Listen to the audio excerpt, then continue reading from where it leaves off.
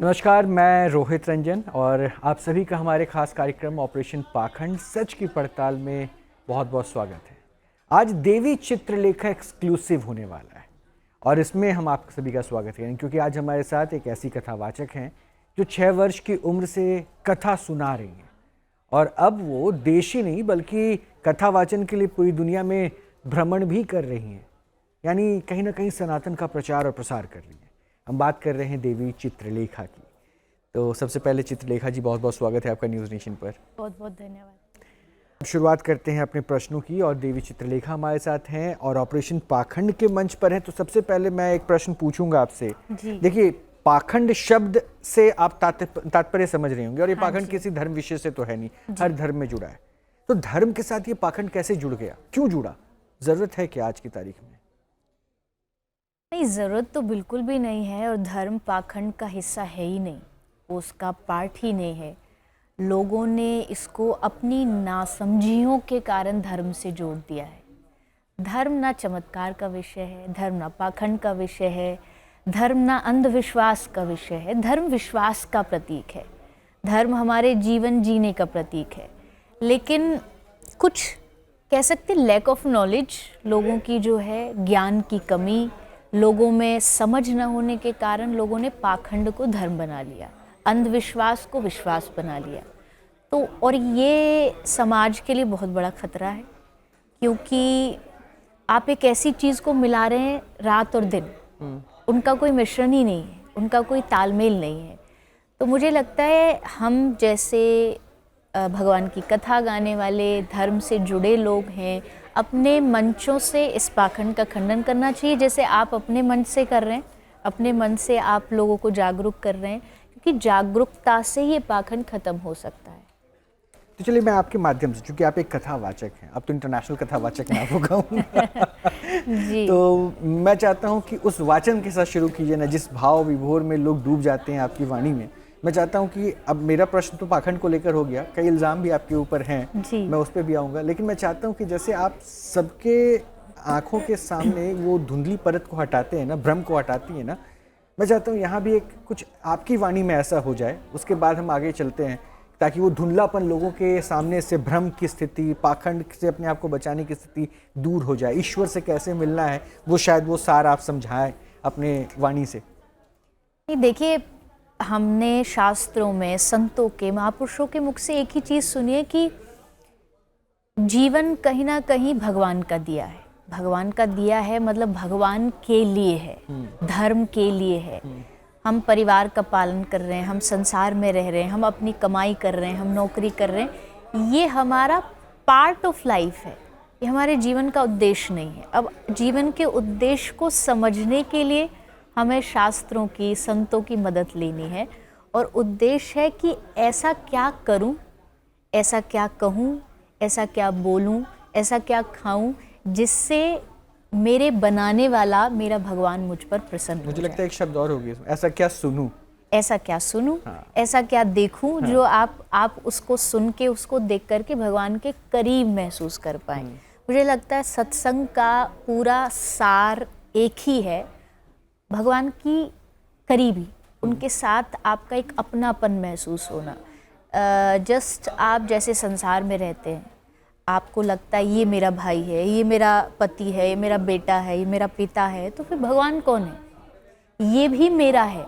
ये जो मेरा वाला जो भाव है, मेरा वाला जो इमोशन है, इसी को भक्ति कहते हैं। और इसलिए हम बार बार कहते हैं भक्ति करो, भक्ति करो।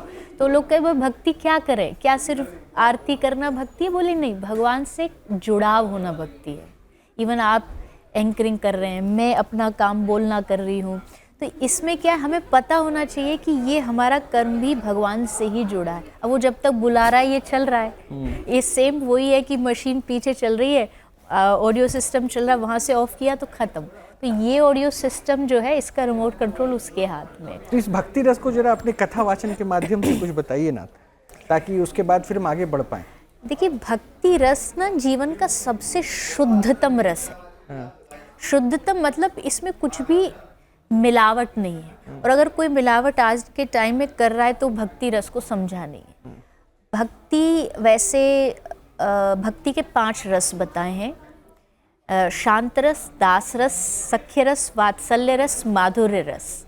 थोड़ा डीप हो जाएगा, बट सिर्फ इतना समझना है कि भगवान को 5 प्रकार से अपने आप को जोड़ने का हमको शास्त्रों ने कहा है। या तो भगवान को दोस्त मानो, या भगवान को प्रियतम मानो जैसे गोपियों ने माना, या भगवान को अपना स्वामी मानो जैसे विदुर और इन्होंने माना, या सखा मानो जैसा अर्जुन ने माना।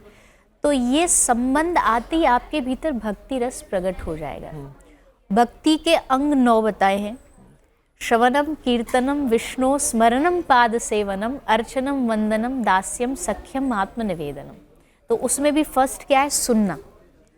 क्योंकि भगवान जब भी दिल में जाते हैं ना, तो कानों से जाते हैं, सुन के जाते हैं। तो जितना हम भक्ति के बारे में सुनेंगे, जितना हम भगवान के बारे में सुनेंगे, उतना भक्ति रस हमारे हृदय में अपने आप प्रकट होगा। देखिए, आप बोलती हैं ऐसा है ना, तो वो लोग सुन के ऐसे ही उस पे जो है ना, ऐसा लगता है कि बस वो ईश्वर के करीब पहुंचते चले जा रहे हैं, एक रास्ता मिल गया। आपके बोलने में जो है वो माँ सरस्वती जब वाणी के माध्यम से आपके कुछ बता रही हो, तो शायद एक सरलता हो जाती है लोगों को समझने में। लेकिन कई बार शायद ऐसा तो नहीं है कि ये वाणी शायद दूसरा आधार क्रिएट कर देती है? जैसे कुछ आरोप आपके ऊपर लगे, मैं कुछ इल्ज़ामों की बात कर रहा हूँ, क्योंकि ये मेरे इल्ज़ाम नहीं, आपके ऊपर लगते आए, तो हमने सोचा कि एक मंच पे जो है हम आपसे पूछ लें कि भाई ये आरोप क्यों लग रहा है। एक आरोप आप पे लगा कि आप लव जिहाद और लिव इन रिलेशनशिप की घोर विरोधी हैं। अगर कोई प्रेम धर्म के दायरे में ना बंधा तो इसका विरोध क्यों? को दुनिया में प्रेम नहीं होता है। मैं इस बात को स्पष्टता से कहती हूँ कि मैं जिस प्रेम की बात करती हूँ ना, कि प्रेम में कोई भाव नहीं, कोई जाति पाति नहीं, वो ईश्वरीय तत्व का प्रेम है। यहाँ संसार में शारीरिक प्रेम होता है, आकर्षण होता है। मैं ये कह सकती हूँ कि एक अट्रैक्शन होता है, उस अट्रैक्शन के कारण हम किसी के जाल में फंस जाते हैं या कोई हमारे मन में भाव आ जाता है। हाँ, प्रेम का कोई दायरा नहीं है, प्रेम का कोई बंधन नहीं है, लेकिन आप अपने अस्तित्व को, अपनी मर्यादाओं को भी नहीं भुला सकते हैं। मैं स्टिल जो मैंने कहा, मैं उसी बात के साथ हूँ, उस बात के साथ स्टैंड करती हूँ। जैसा मैंने कहा कि अगर आपका जन्म जिस धर्म में हुआ है, धर्म को मैं इसलिए बीच में लेकर के आ रही हूँ क्योंकि जब हम बचपन से जन्म लेते हैं, बचपन से हमें सुबह उठ के क्या सिखाया जाता है? आरती करिए, हनुमान चालीसा का पाठ करिए, ऊपर जाइए छत पर, पक्षियों को दाना डालिए, किसी का दिल मत दुखाइए। ये सब चीज़ें हमें ग्राउंड लेवल से सिखाई जा रही। एक उम्र पे आकर के अब कोई टोटली इसके ऑपोजिट आपकी रीति रिवाजों को, परंपराओं को बदलने का प्रयास करे, कोशिश करे। आप पूजा नहीं कर सकते, आप ये गले में नहीं धारण कर सकते। ये आप किसके लिए कह रही हैं? मतलब हिंदू लड़कियों के लिए कह रही हैं कि वो दूसरे धर्म को? किसी भी धर्म हम यहाँ बात धर्म जो नहीं, अगर कोई हिंदू लड़का अगर किसी दूसरे धर्म की लड़की से विवाह करके उसको अपने धर्म में लाना चाहे, वहाँ परेशानी होगी, वहाँ तब ये परेशानी होगी, क्योंकि आप दोनों एक छत के नीचे रहते हैं, आप एक परिवार में रहते हैं। परिवार की मान्यताएं एक होनी चाहिए, परिवार की विचारधारा एक होनी चाहिए, धर्म की पद्धतियाँ एक होनी चाहिए। मैं तो यहाँ तक भी कई बार कहती हूँ, अगर आप एक इवन हिंदू धर्म में ही हैं, हम सनातनी हैं, हम लोगों के पूरे परिवार की कोशिश करना चाहिए गुरु भी एक हो, ताकि रास्ता एक हो। अब एक यहाँ जा रहा है, एक वहाँ जा रहा है, एक ये कर रहा है, एक वो कर रहा है, उसमें धर्म को लेकर के कन्फ्यूज़न हो जाती है। अब लव जिहाद की बात करें तो, क्योंकि क्वेश्चन यही है, प्रश्न यही है, तो ऑफ कोर्स उससे न जाने कितनी लड़कियां भी, लड़के भी, कोई भी आप ले लीजिए जेंडर, बट उसके कारण अपनी मान्यताओं को उनको तार करना पड़ता है, पीछे छोड़ना पड़ता है। और अगर आपने किसी भी दुनिया के रीज़न के कारण अपने धर्म को छोड़ा, अपने अस्तित्व को छोड़ा, तो मुझे लगता है कि ये जीवन की सबसे बड़ा कलंक है हमारे लिए, कि हमें जहाँ जिस स्थान पर भेजा गया, हमने उस चीज़ को छोड़ करके हमने किसी दूसरी विचारधारा को अपना लिया। लेकिन लिव इन रिलेशनशिप में अगर मान लीजिए एक ही धर्म से जुड़े लड़का लड़की साथ रह रहा है, तो उससे फिर क्या आपत्ति? वो तो धर्म नहीं छोड़। नहीं, इसको हमारी धर्म इजाज़त नहीं देता। हमारा धर्म आपको ये इजाज़त देता है कि आप विवाह से पूर्व आप बात करिए, आप विचार रखिए, ये देखिए कि आपकी विचारधाराएं मिलती है नहीं, क्योंकि पूर्व काल में भी स्वयंवर होते थे, चुनाव होता था, चुनाव का अधिकार है आपका। लेकिन आज क्या हो रहा है ना, आज बहुत कड़वी बात है, लेकिन शारीरिक इच्छाओं की पूर्ति के लिए इसका नाम लिया जा रहा है। 10, 20, 50 दिन रह करके, महीना भर रह करके जब उनका मन भर जाता है तो उन्हें लगता है नहीं, जच नहीं रहा, मैच नहीं हो रहा, और वो कहीं दूसरी जगह जा कर के शिफ्ट हो जाते हैं। तो ये हमारे धर्म की विचारधाराओं के एकदम विपरीत है, और इससे आगे आने वाली पीढ़ी के लिए, उनकी मानसिकता के लिए बहुत बड़ा खतरा है। देखिए, ये बातें तो बड़ी स्पष्ट तौर पर आप एक संदेश देती हैं, लेकिन शायद हो सकता है कि ये मुखरता ही आपको कई बार ऐसे प्रश्नों से दो चार करवाई, क्योंकि जब मैं आपके ऊपर थोड़ी स्टडी कर रहा था तो एक इल्ज़ाम, हालांकि इसके ऊपर आपने कई बार जस्टिफिकेशन दिया, कई साक्ष्य भी है, लेकिन मैं भी वो दिखा दूं। आपसे प्रश्न ये उठा कि क्या आपने किसी मुस्लिम से शादी की है? देखिए, ये तो प्रेम की भाषा जो आपने बता दी, लेकिन ये इल्ज़ाम जो था आपके ऊपर, क्या आपकी शादी, हालांकि इसका स्पष्टीकरण मैं दे दूं, इन्होंने कई बार बताया है, लेकिन मैं चाहता हूं खुद आप इस मंच पे एक बार फिर से बता दीजिए कि आपने मुस्लिम से शादी की? नहीं, बिल्कुल भी नहीं। अगर मैं इस बात को इतने डंके की चोट पे कह रही हूँ कि दूसरे धर्म में विवाह नहीं करना चाहिए, तो स्वाभाविक है कि मैंने तो शायद वो बिल्कुल ही नहीं किया है। लेकिन जैसा आपने कहा कि एक तो शायद मुखरता कह लीजिए, या मैं ये भी कह सकती हूँ कि कुछ लोग इस चीज़ को षड्यंत्र बनाते हैं। जब उनको लगता है कि ये व्यक्ति कुछ ज़्यादा ही इस बारे में बोल रहा है या बोल सकता है, तो क्यों ना इसी पर वो आरोप थोप दिया जाए ताकि लोग इसी पर उंगलियां उठाएं। और शायद यही मेरे साथ हुआ। लेकिन इस बात की स्पष्टता भी मैंने दी है, मेरा विवाह एक ब्राह्मण परिवार में हुआ है और भक्त परिवार में हुआ है, लेकिन उसको गलत प्रकार से कई बार पेश कर दिया गया है। लेकिन आरोप तो जीवन का एक हिस्सा है।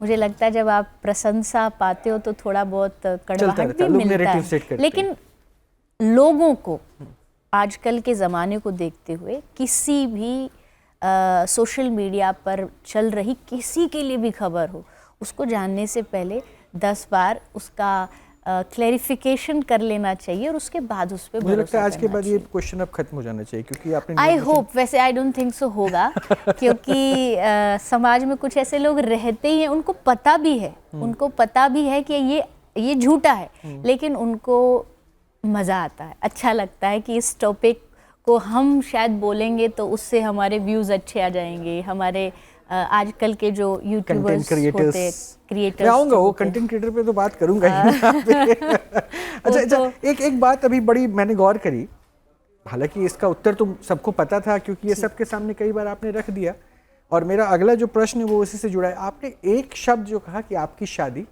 ब्राह्मण परिवार में हुई है, ये पर्टिकुलर ब्राह्मण परिवार जोड़ना की जरूरत क्यों आन पड़ी? आप अगर बोलते कि हिंदू परिवार में मेरी शादी हुई है, एक सनातनी से मेरा विवाह हुआ है, तो शायद ये सब कुछ स्पष्टीकरण हो जाता कि ठीक है। तो ऐसा तो नहीं कि जो इल्ज़ाम अगला है जी, आपने इसलिए ब्राह्मण स्पेसिफिक कहा कि आप पे जो इल्ज़ाम लगता है कि आप दूसरी जाति में विवाह करने की विरोधी हैं, ये इल्ज़ाम आपके ऊपर लगातार लगता रहा है, इसी वजह से आप ब्राह्मण शब्द का इस्तेमाल करती हैं क्या? मैं सुना देता हूँ पहले, अगर इनमें देवी चित्रलेखा की कोई रिएक्शन होगी तो वो देख लेंगी, क्योंकि अगला मेरा यही प्रश्न है कि क्या देवी चित्रलेखा दूसरी जाति में विवाह करने की विरोधी है क्या? ये देखिए, प्रेम की परिभाषा तो आपने बहुत अच्छे, वेल डिफाइंड कह दूं मैं इसको, तो बहुत अच्छे से रहा, लेकिन फिर मैं वही पूछ रहा हूँ, आपने ब्राह्मण शब्द जोड़ा, बहुत स्पेसिफिकली बार बार पॉइंट आउट किया, और कई इंटरव्यूज में भी आपने ब्राह्मण शब्द जरूर जोड़ा। एक सनातनी होते हुए, सनातन का प्रचार प्रसार करने वाले को ब्राह्मण शब्द, जाति वर्ण व्यवस्था के ऊपर आप क्यों चली जाती है? क्या आप जातियों के विरोध में है? इंटरकास्ट मैरिज के विरोध में? इंटरकास्ट मैरिज के तो हाँ, विरोध का मतलब मेरा उद्देश्य क्या है, जैसा मैंने बहुत स्पष्टीकरण से धर्म के लिए भी कहा और मैं जाति के लिए भी यही कहूँगी, मैं जाति के कोई पक्ष में नहीं हूँ। मैं जाति पाति का ऐसा कोई मेरी विचारधारा नहीं है कि भाई कट्टरता, ये ब्राह्मण है, ये शूद्र है, ये नीचा है, ये बड़ा है।